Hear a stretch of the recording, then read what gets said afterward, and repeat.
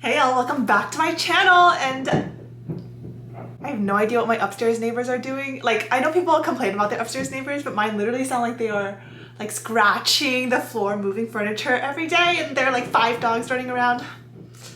I'm just gonna film. So I just spent $100 to get 5 shades of the new Glossier Ultralip so I could swatch them for you. So far on the day that I'm filming this, 5 shades is the most that I've seen in one video, but that could very well change by the time I post it. My lips are entirely bare right now, so they don't have any lip balm and they're a little thirsty looking. So let's go ahead and get into these shades. I purchased 5 because I love y'all that much. I love you enough to spend $100, but I don't love you enough to spend $180 if I were to buy all 9 shades. So 5 is what you get today. The shades I have are Portrait, Villa, Trench, Cachet, and Fete. Probably mispronounce all of those, but you get the point. I've already sorted these from like lightest, most neutral to darker and more colorful. So let's swatch them in that order. Here are the arm swatches of all of these shades. From left to right, we have Portrait, Villa, Trench, Cachet, and Fete.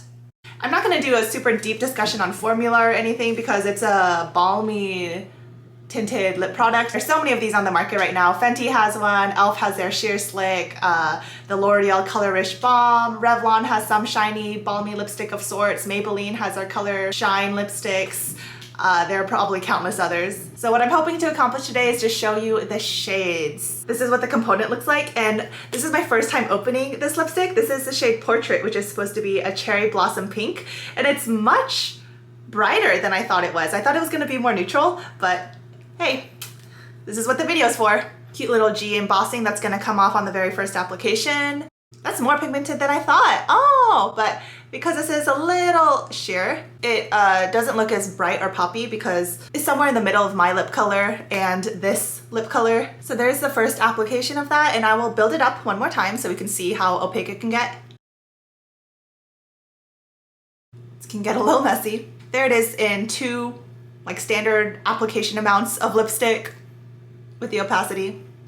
Definitely more colorful than I thought it was going to be. All right, next is Villa, which is the truest neutral shade. So it's described as a dusty rose. Let's check her out.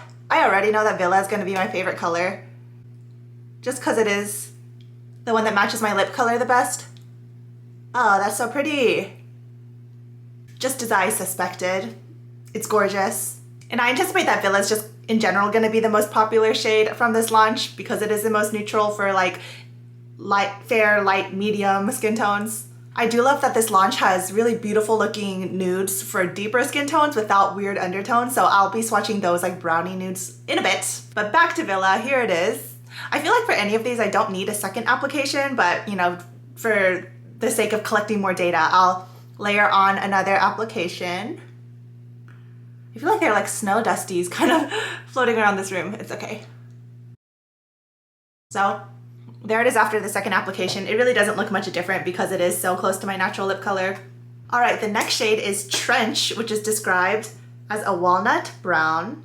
And this level of depth is what I would still consider a nude for my skin tone, but it's more of like a grungy nude. So let's try on this toffee brown called Trench. Oh yeah, a lot more orange in this one. Ooh, that feels extra balmy, like this color.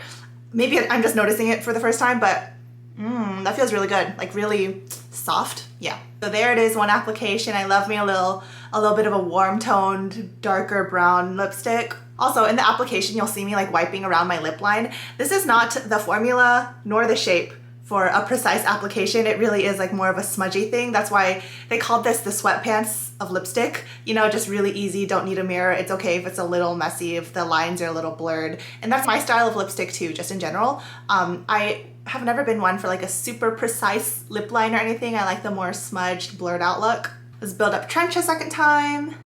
It's a lot more shiny. What I'm finding with these so far is like the second application doesn't make that much of a difference. If anything, the second application just adds more shine, but the color doesn't look all that different. Love that one, another favorite. All right, shade 4 out of 5, and this is the deepest nude I got, and it's called Cachet, C-A-C-H-E-T, and this is described as a walnut brown, so true brownie brown. This one I really got for y'all because I know that this is not level of nude that I will just comfortably slap on. But let's put her on. All right, a good level of color. Messy, I'll clean that up later. Again, going for that smudged out look. There's one application with a good like swishing together of my lips. Still a gorgeous color. Like I would definitely rock this a lot of days because it's such a comfortable formula, but not as frequently as Trench or Villa, which are the previous two that I applied. Let's layer up Cachet a little more.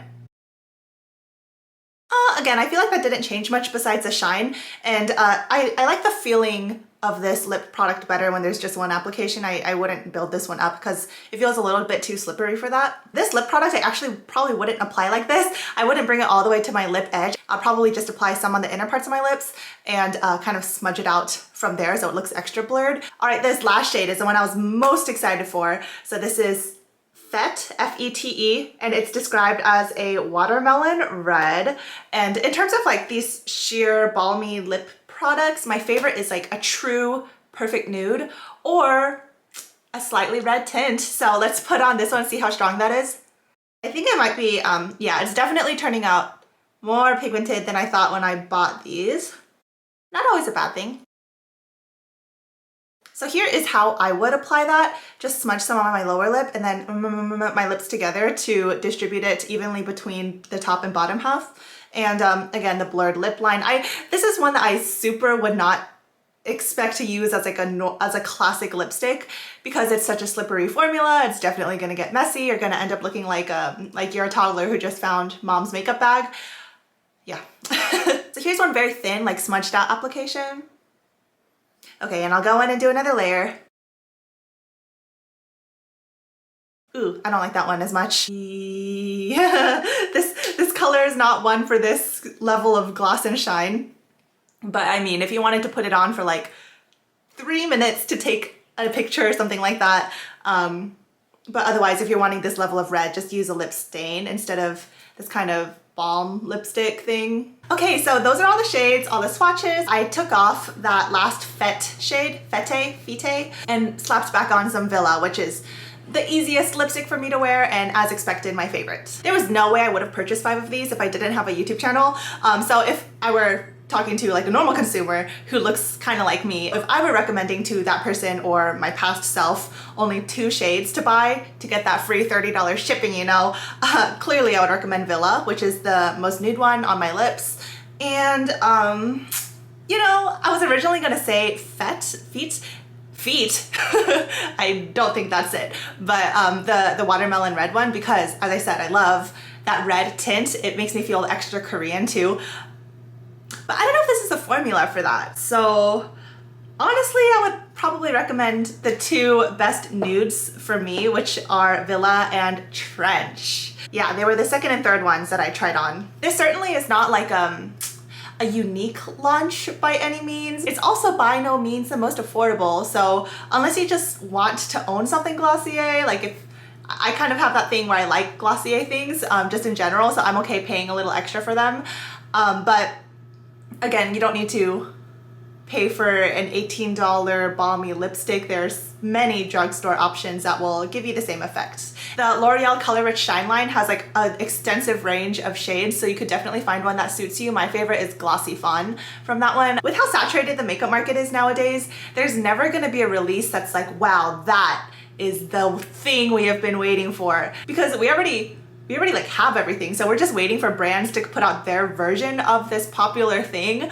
Yeah, just don't get it twisted. Like, this is not the magical product that's gonna like fix all your insecurities about your lips or something like that. It's not happening, I'm sorry. Okay, well, I hope this video was helpful. If it was, give this video a like and also let me know in the comments. And if you like me as a person and you're not already subscribed, I would be so honored if you subscribed before you go. Otherwise, I just hope y'all have a great rest of your day. Remember that y'all are my treasure. Find the beauty in every day, but most importantly, be kind to yourselves. I'll see y'all in my next video. Bye.